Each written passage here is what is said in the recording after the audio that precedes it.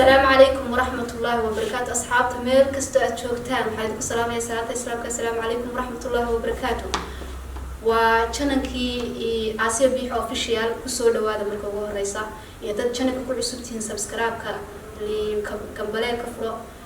كومنكا شيركا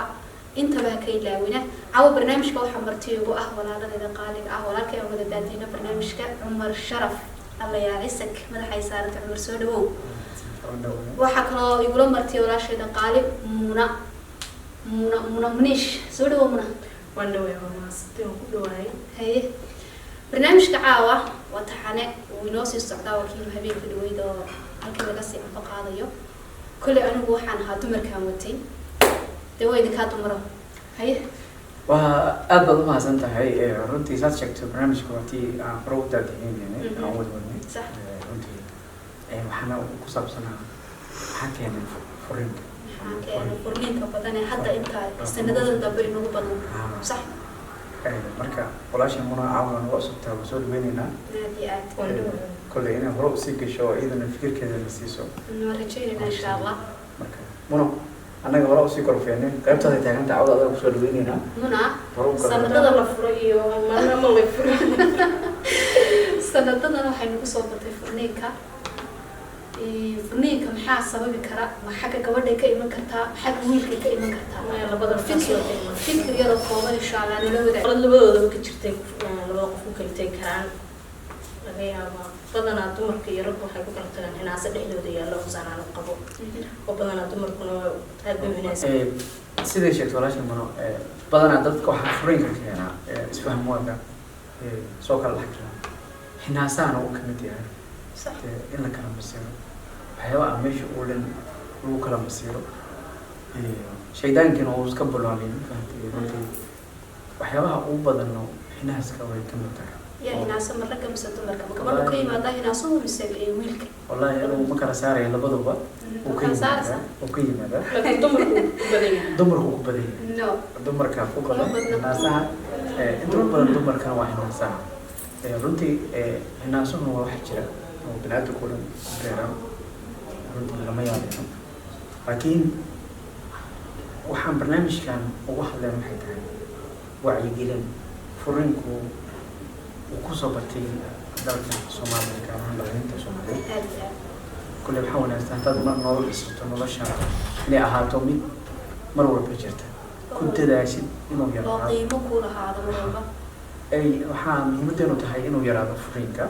dhalinta walaalaheena ee asaageena oo daawanayso meel walba joogtaan waxaan jecelnahay inay ku noolaadaan farxad gurigay dhisteen markay ku waaraan bashbashii baraaro noqdaan kuwii isku waaraan ubad khayr qadanaa bashbashi barwaaqa naasaha iyo kalsooni darrada iyo waxyaabaha la inay midka marka hore labada qof taas ka sii saaraan in nolosha intaan la dhisin kahor in la korfeeyo u baahan tahay in dhinacyo badan laakiin korfeeskii markuu korfees meesha yimaado labadii mid ahaan baa qiyaamo ku jirtaa taa qiyaamadaas iska saari karno markaan ku hadla qiyaamo been macnaha la isku sheego oo macnaha noloshii dibadda lagu wada socday badanaa noloshii hinaasana gudaha iyo noloshii gudaha ayaa labada isku mid aan noqonin marka waa qiyaamo la odhan karnaa taa sax waa sax waan kugu raacsanahay laakiin ani waxaan ka hadlaya waxay tahay maxaa la gorfay noloshu markay tahay noloshu xaqiiqda laga sheego sax marka xiriir si dhaba oo run oo ku dhisan yahay oo si dhaba qof walba qofka kale si daacada oo wanaag iyo kalsooni ku dheehan tahay loo dhiso ayaan ka hadlaya kama hadlayo xiriir kayaali ah waan ku arkay waan ku caashiqay kaas waa loo yahay furinka inuu iska kaas ay nagu badan hadda waan ku arkay waan ku caashiqay badanaa waxyaabaha waxaa keenaya dadka muddo yar wada socda inay markiiba helo ku caashiqay ay isku guursadaan labada qof haddii ay waqti badan wada qaadan lahayn ay isfahmi lahayn muu bateen xitaa furiinka haddana waxyaabahaas taasaa bashahasho oo furiinka waayo xiriirkaas ba kalsooni kuma dhisna waan ku arko waan ku caashaqo waayo waa xiisa ayuu ku dhisan yahay baxda xiisaha markuu dhamaadana na kala daawo badanaa maxaa furiinka sahlaa taas waayo waa xiisahoo kale dhamaada macquul laakiin markii qofka labada qofood ay ka go-an tahay inay nolol wada qaataan kalsooni leh nolol daacadnimo leh wanaagga leh noloshaas way u qurxumaanaysaa meeshaasna inkastoo calafku hadduu dhamaado aan la celi karin calafkoon dhamaado la celi karin ha daacad aan la isku hayn kalsooni aan la isku qabin kala waxyaabahaas oo dhan baa burburinaya reerka laakiin dhalinyarta rag iyo dumar labadaba waxaan kula talin lahaa inay noloshooda iyo mustaqbalkooda dambe ay ka taliyaan haddana waxa dhibaatada jirtaa waxay tahay dhalinteena wuxuu badan yahay ama rag hada ama dumar hal wiil waxaad arkaysaa 10 gabdhood shukaansanaya 10 gabdhood ha dumarkaa la odhan jiray kuna wala sheekasta kuna waa ka raaxtaan mid walba wuxuu leeyahay anaa ku jecel oo saan waaye marka hadhow wiilba isku guursan ma yaqaan tuu jecel ku guursaday tuu kalsoon ku guursaday midna ma garanayo waa dooqiya ka wareeraya gabdhaha lamid oo iga in badan way wadaan oo xataa marka qaar waxay ku leeyihiin ciida soo wacdo aan la hadlaya si qadka loogu hayo haddaad tirahdo qof maanta shukaanso qofkaas ma ku go-aya ha waa sida nolosha wanaagga waay sida wanaagsan ama ay quruxsan tahay waay marka runtii waa waxa loo baahan yahay waxaan leenahay ku buurnina dhalinyarta meel kastoo joogaan in furiinka uusan ahayn wax wanaagsan oo lagu dadaalo reer walbo la yegleelo in nolosha loo dhamaysto ujeedadii loo yegleelay in laga gungaa laga miro dhaliyo waayo shalay markaad aasaasiisa reerkaas waxaad u aasaastay waa hadaf aad leedahay mustaqbal iyo nolol iftiin waa inaad ka dhabaysaa ka soo saartaa noloshaas ubadkana uma wanaagsana niinka iyo isjiidjiidka labada waalid way kala wareeraya mar haddii ubad yimaada waxaa wanaagsan isku sabro iska dulqaato maxaa yeelay ubadkan maanta haddii qof kale loo geey ma hayn karo cunuga hooyadiisa waxa uga fiican aabihiisna waxa uga fiican ha u xumaado ha u samaado sidoo kale hooyadiisa marka waxyaabaha aan bulshada iyo dhalinta aan ka wacyigelin waxay tahay kow nolosha khiyaali lagu sameynayo lagu dhisaayo in la iska dhaafo inta cad la isku hayo runta la isku sheego ruuxa walaalka ama walaasha haddaad khiyaanto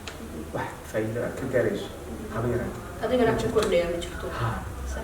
waxa baa la goysay qofka walaasha ama walaalka waxaad ka goyso adin waa laga goyn ku sugaysaa maanta haddaad ku raaxaysanaysa inaad qof khiyaantay ama aad xayl u jartay ama jacayl lagu sheegto aad ku daadisay way ku sugaysaa way ku imaanaysaa waa adigoo filanay ku dhexaysaa hore waxaa loo yidhi nafsi dibadaha yaala lama dugaasho sidii shay dahani dukaan lagama iibsado intuu daaqad kaa fun baa laga shaqaaya marka waxaan leenaha dhalinyarada hal iska ilaaliyo nafsiga yaan walaashiin laga gelin yaan walaalkiin laga gelin masha allah sax weeyaan laakiin iyo ragga waxaan ku nacay taqaana maro furniin marka oo labadii qof ay isku guursadaan iyagoo nolol badan ku nool marka uu yimaado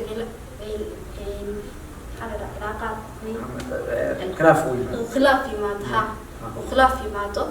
oo gabadhii iyo wiilkii ay furniinka gaadho uwa haddii ilaahay markaa u siiyey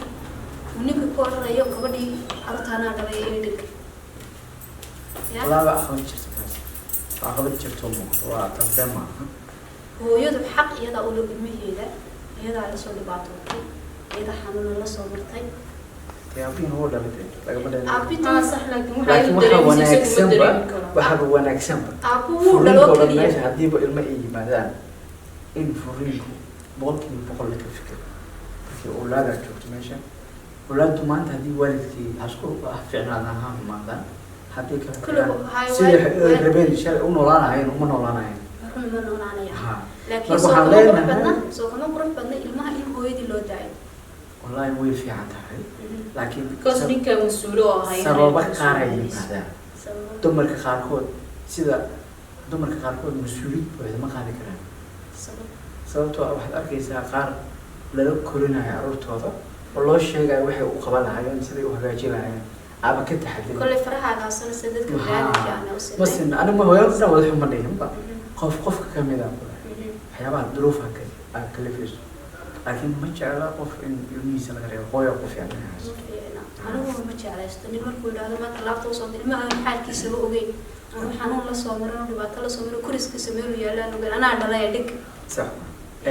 لكن هذا كنا عامل موقع أسرع الرمود ده سنفت من كذا قادر ما أساس ما دمر خلق ولكن عمر حنا وينك سؤال برنامج كنا نقص حنا furniinka maxaa laga hortagi karaa ama lagu joojin karaa furniinka horta waxyaabo badan laga hortagi karaa waa in marka hore nolosha asaas wanaagsan loo sameeyo waa marka hore noloshu inay ku dhisnaato mid kaa go-an tahay in mustaqbalka aad dhisiiso aad ka gomgaato doodkii ama samirkii aad u yeelato si aad u guursato aad ku fikirto inaad wanaagu aad ku bedesho aadan ku fikirinba hiblaayo amaad isfurtaan oo amaad kala tagtaan ama saan laakiin ku fikir mar walba sidaad horumar ku gaari lahayd ayadoo qadarka ayna jiro qadarka ilaahay hadduu yimaado wax diidi kara mala cid bedeli kartana ma jirto laakiin waxaa leeyahay dadaalow furniinka ha laga feejirnaa maasha allah aad baa umahadsanta walaalo haye walaashay fikirkaad ka qabtaa adiguna sidee lagu hortegi karaa furniinka faraha bataad in labada qof maxay hayto marka hore wanaagooda ka taliyaan iyo gurigooda sida u dhismaayo